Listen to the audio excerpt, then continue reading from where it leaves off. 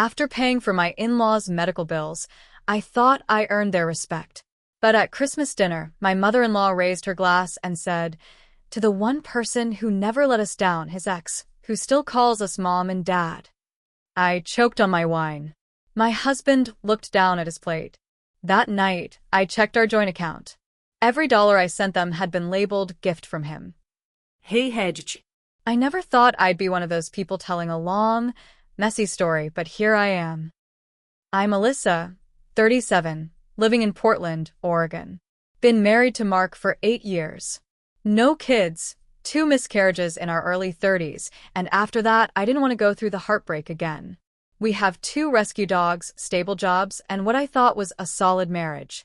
I've worked as a healthcare administrator for over a decade. Good salary, good benefits.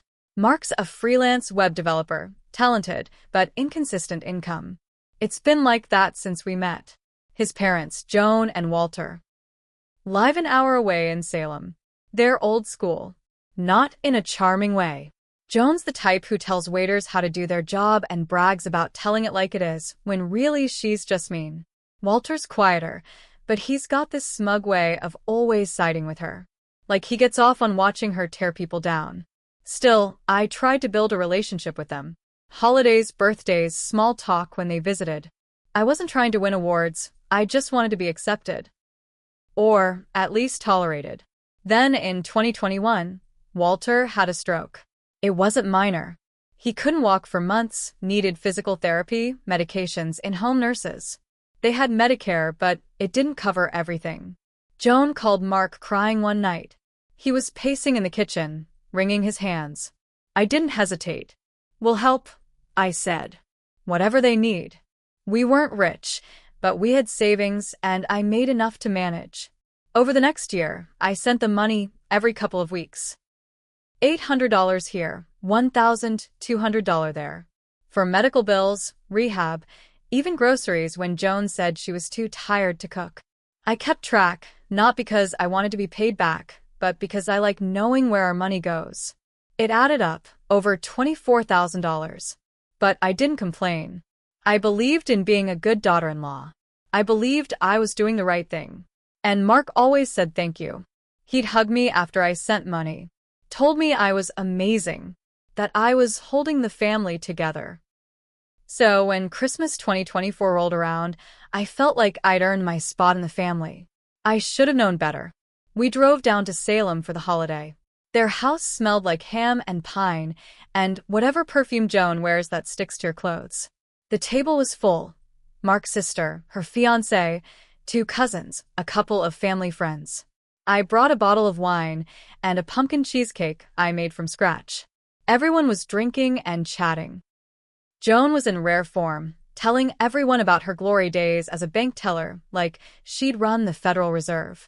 She was already tipsy when dinner started. Right before dessert, she stood up and raised her glass. "I want to make a toast," she said. I smiled. I thought maybe, finally, she'd say something kind.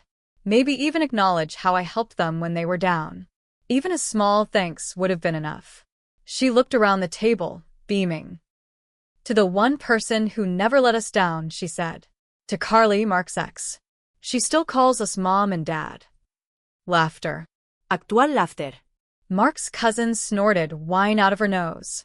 His sister giggled and said, "Oh, Carly. She was so sweet."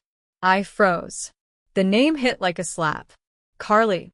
The girl he dated for 3 years before me. The one Joan still had pictures of in her hallway up until a couple years ago. I choked on my wine. Had to grab a napkin and cough it out. Everyone just kept laughing.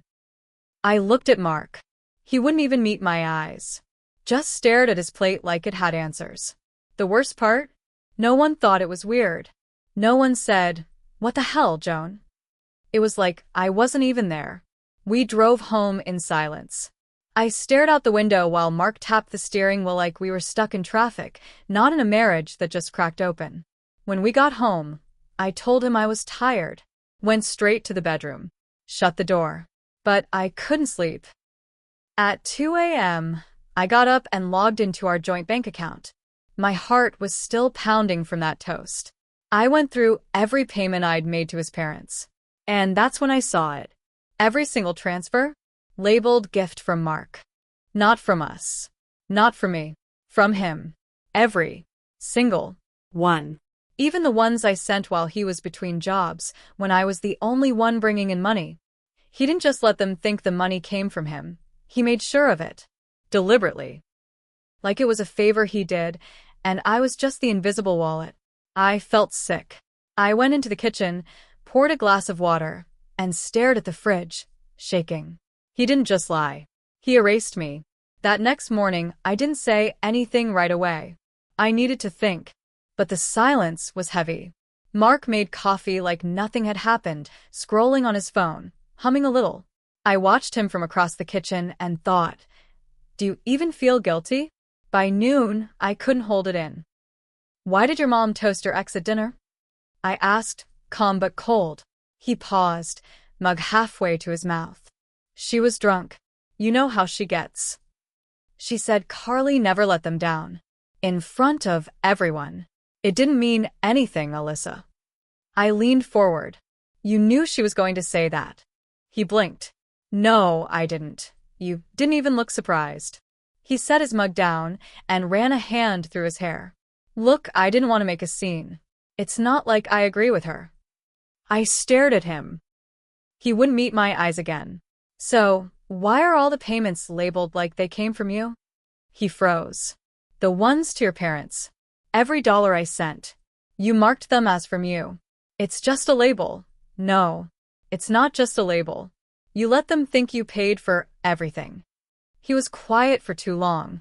Then, they wouldn't have accepted it if they thought it was from you. That hit hard. Why? Because I'm not good enough? Because I'm not Carly? He sighed. No, because they're old-fashioned. You know how they are. Yeah, I do. And instead of standing up for me, you went along with it. He opened his mouth, closed it. Didn't say anything. That night, I slept on the couch. A week passed. We didn't talk much. I went to work, came home, took care of the dogs. Mark acted like we were fine, like this would blow over. But I was done pretending. I started digging. I didn't want to be paranoid, but once you see one lie, it's hard to stop looking. I went through old emails, texts, anything I could find. That's when I found something strange, an old chain between Mark and his mom, dated last summer. She had emailed him a receipt for Walter's medical chair and Mark responded, Alyssa just sent the funds. You're all set. Then Joan replied, thanks, honey. Carly would have done the same. And Mark had written back, yeah, I know. He never told me about that. He never even corrected her. Then I found another email from October. Joan asked for $500 to cover new medication. Mark responded, I'll take care of it. Just like always. But I'm the one who made that transfer. I remembered it clearly because I had to skip buying new tires that month. I was boiling. I printed every email, every receipt, every message where he erased me. I made copies and packed them into a folder. Then I called Joan. She picked up on the second ring. Hello. Ijuan. I just wanted to clear something up. Silence. All the money for Walter's care? That came from me. I transferred it from my account, not Mark's. A long pause. Then, well, you two are married. What's yours is his, right? Is that how you saw it when Carly was around? Or just with me? She didn't answer. You toasted her at Christmas like I don't exist. I've paid for your groceries, your meds, your physical therapy. And all I got was a slap in the face. Still silence. You should know I kept the receipts. I have proof. And I'm not paying another cent. I hung up. Later that night, Mark confronted me. You called my mom? Yes. I told her the truth. Something you should have done months ago. You embarrassed her. She embarrassed me. In front of your whole family. He looked like he wanted to argue, but he knew better. He just stood there, staring at me, then finally asked, What are you going to do? I didn't answer, because the truth was I didn't know. Not yet. But I was done being invisible. 2 days after the call to Joan, I got a text from an unknown number. Y Alisa. I'm Carly. I think we should talk. I stared at it for a full minute. My stomach dropped. I hadn't seen or heard from her in years. I only knew she still lived somewhere in Oregon and had some vague connection to Mark's parents, but not this direct. I didn't respond right away. But an hour later, another message came in. I didn't know they were still dragging me into their drama. I think you deserve the truth.